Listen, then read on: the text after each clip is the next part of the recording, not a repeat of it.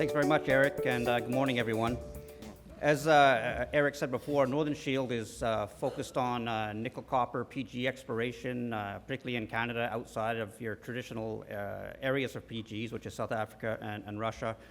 We're highly regarded around the world for our scientific understanding of these magmatic systems, and more importantly, how we apply that science in exploration, which we view as both a risk reducer for the investor and also as a vector for Northern Shield. So as they are projects, the focus of this presentation is going to be a search for what we think is a giant ore deposit, a giant nickel-copper PG ore deposit in the Labrador Trough. The focus of this presentation is our Huckleberry and Sequoia project in the southern Labrador Trough, about 100 kilometers north of the town of Schefferville, which is an iron ore town. Schefferville is linked by railway to the St. Lawrence Seaway, and the Quebec government is actually planning to extend that railway north to Geological, which would bring it within about 60 kilometers of Huckleberry and Sequoia. What is the Labrador Trough? The Labrador Trough is a belt of rocks. The particular ones that we're interested in are gabbros and other ultramafic rocks, or mafic ultramafic sills, outlined by these purple shades right here. That's about 500 kilometers long, that segment you see right there, representing about 10,000 square kilometers. So that's a very massive sort of source of, or a target area for a start. But when you're looking for giant ore deposits, you need to be basically in an area where there's a lot of magma around, a lot of mafic, ultramafic magma. To be able to form a giant ore deposit, you basically have to suck that nickel and PGs out of the magma before it forms. So the more magma you have around, the better chance you have a giant ore deposit. And for various reasons, we really like the southern Labrador Trough around the Huckleberry area and also to the far north. But this project's particularly going to focus on the Huckleberry area, as we did see chemical signatures in the rock that said these were extremely fertile. The other reason why we really like the southern Labrador Trough is here's a map of lake sediment samples collected by both the Newfoundland government and the Quebec government. Every one of those dots represents a lake sediment sample, and the blue bubbles are those that are highly anomalous in nickel. You can see there's only about 3 or 4 small dots around Voisey Bay, yet there's a massive swath about 100 kilometers long just south of Huckleberry and Sequoia that's highly anomalous in nickel. And so that's one of the reasons we really like that portion of the Labrador Trough. And so in 2014, our chief geologist, Christine, was doing a reconnaissance in the area. She was flying over this ridge. She saw this massive gossan on the side of the cliff face, and she thought it was so big and obvious that she was actually going to blow right by it in the helicopter, thinking somebody must have sampled it before. In the end, because of bad weather, they couldn't fly on any further, so they decided to land on this gossan, grab some samples, and they all came back with copper nickel PGEs. Came back to the office, plotted them up, only to realize that not in the history of Quebec has anybody staked a claim here. There was no assessment reports, no dot on the government map showing that there had ever been mineralization found. So this is a brand new discovery in 2014.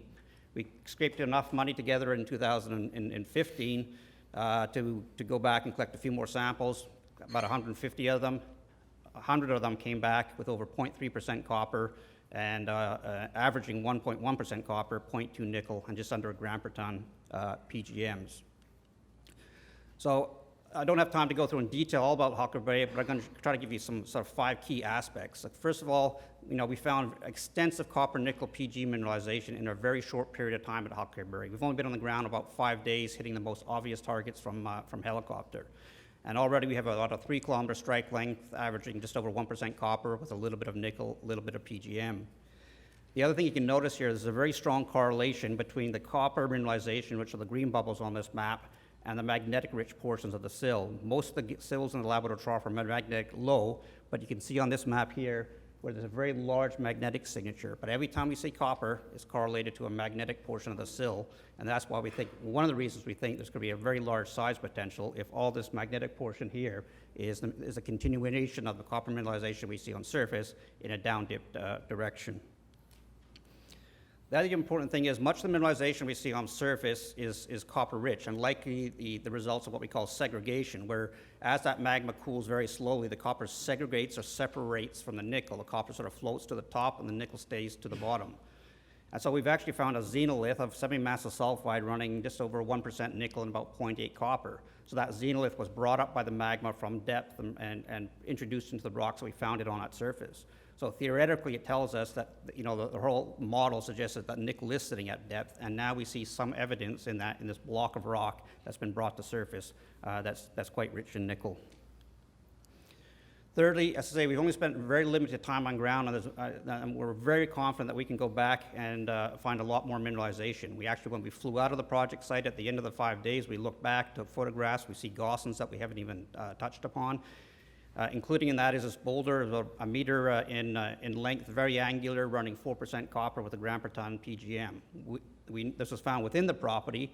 We're pretty comfortable its source is within the property because the fragments that make up this breccia we've seen before. And so, but this is clearly indication that there's more higher grade to be found at Huckleberry. Fourthly, and one of the really important things to take away from this is that this is a segregated deposit. To segregate that copper from the nickel, as I said, you got to cool that magma very slowly. The only way you can do that to cool it slow enough is either you're in a giant magma chamber or you constantly have an influx of hot magma into that system. Either of those are very, very conducive to large ore deposits. If you look at Duluth Complex, Norilsk Talnak in Russia, Kavitsa Sakati in Finland, these are all segregated magmatic deposits, and they're also very, very large. And fifthly, I say Huckleberry stands out, not only is it segregated, but there's some textures in the rock that tell us that it's very complex and a very dynamic system. These are all characteristics of very giant ore deposits. And I'll say, if you come out to my booth, I'll show you some of those textures. But whenever we show these rocks to geologists in the know, particularly those that work in magmatic systems, I say their eyes open very wide when they see these type of textures in these rocks. And they're all indicative of giant nickel copper ore systems. But although we think Huckleberry is a giant ore deposit, we think we may even have something bigger, and that's the neighboring property at Sequoia. One of the first slides I showed you was that nickel dispersion, those blue dots. Now this here is copper, the copper dispersion, these lake sediment samples in the exact same area. And for years, the people thought the ice direction in the area was from the south to the north, in which case you would look for the source of that copper at the south end down here, perhaps around Lac Reddy, which is a very small known nickel copper occurrence. We're quite comfortable now. We know that the ice direction moved the other way, basically from the north to the south, in which case you should be looking for the source of that copper and nickel at the north end of that. And here's the diagram on the left. The green dots are just raw data, raw copper data. We filtered it through various mathematical formulas, which our geologists tell us this is the way we're supposed to do. But whatever way we filter it, it always points back to the northwest as a source for that dispersion. And that's a very large dispersion, about 100 kilometers long, 50 kilometers wide. So there must be a significant source for that nickel and copper. So what is Sequoia? Sequoia is this massive sort of multi-lobe magnetic anomaly you see on the right here. Here's Huckleberry over here, but this is the Sequoia property. We think that the large magnetic anomaly is an ultramafic body, which of course is where you want to look for really high-grade nickel copper PG deposits. Within that, those little red outlines are higher magnetic susceptibilities. And the government actually in the 1980s flew the very northern tip of that magnetic anomaly with an input survey, which is electromagnetics. And you can see corresponding to the absolute highest magnetism are some EM conductors. So of course, this is exactly what you want to see in a nickel copper deposit. They're very magnetic and they're very conductive. And so we think that white dashed outline is basically the conduit for it's an ultramafic conduit that's feeding all that other mafic magma that we saw in the Labrador Trough. And when you have 10,000 square kilometers of mafic, ultramafic sills, you must have a very large feeder system, and it's in these feeder systems that you typically find your nickel copper deposits. And so just as a comparison, here's a sort of a quick cartoon comparison of what Sequoia could be in comparison to Talnak, Norilsk Talnak. Say the gray outline of Sequoia is what we think the ultramafic intrusion should be, and then the little red outlines are where these pools of massive sulfide may be based on the magnetic signature and the EM. So a lot of people say, oh, is this going to be another Voisey Bay? Well, you can see the comparison of Sequoia to Voisey Bay. If we're right at Sequoia, this is multiples of a Voisey Bay. This is more on the scale of a Norilsk Talnak. And I say the geology on a regional scale looks like it's very similar to Norilsk Talnak, and the more we delve into these rocks, the more similarities we see to a Norilsk Talnak style deposit. And of course, this is why we do it. This is why geologists explore and investors invest. This is a stock chart of a company called Sirius Resources from Australia, not to be confused with Sirius Resources coming up next. But this was a small Australian junior company that had 222 million shares outstanding in 2012 when it drilled a fairly significant nickel copper deposit. It went from 5 cents to $5 with 200 million shares outstanding. It then produced another 100 million shares outstanding and eventually got sold for just over $4 a share with 333 million shares outstanding. So a lot of people look at Northern Shield. We have about 175 million shares outstanding right now. They wonder if that could be a problem. When you look at Sirius Resources, as I say, when they sold for $4 the stock and 300 million shares outstanding, and this was only a 15 million ton deposit. What we're looking for at Huckleberry is on the order, if it's there, of 100 million tons plus. So Sirius Resources can do it, and then again, certainly think we could have plenty of upside at Huckleberry and Sequoia.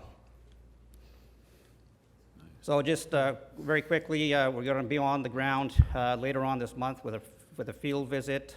We believe we're very near to concluding a joint venture with a major mid-tier on the Huckleberry project that will immediately roll into a ground program of sampling and mapping, followed by airborne, both on Huckleberry and the Sequoia property, with the idea of drilling these projects both before the year's out, probably in middle of August or early September on both projects.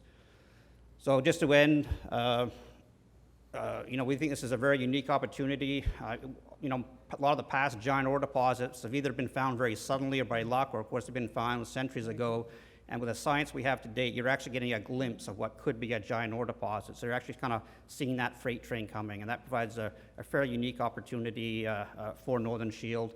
Sequoia is more conceptual as a target. There is no outcrop at Sequoia, it's all buried, but at least at Huckleberry, you got a lot of data, both assays and rock textures, that are telling us we're dealing with a very large deposit. So thank you very much for your time. If you have any more questions, I'll be happy to answer them outside. Thanks.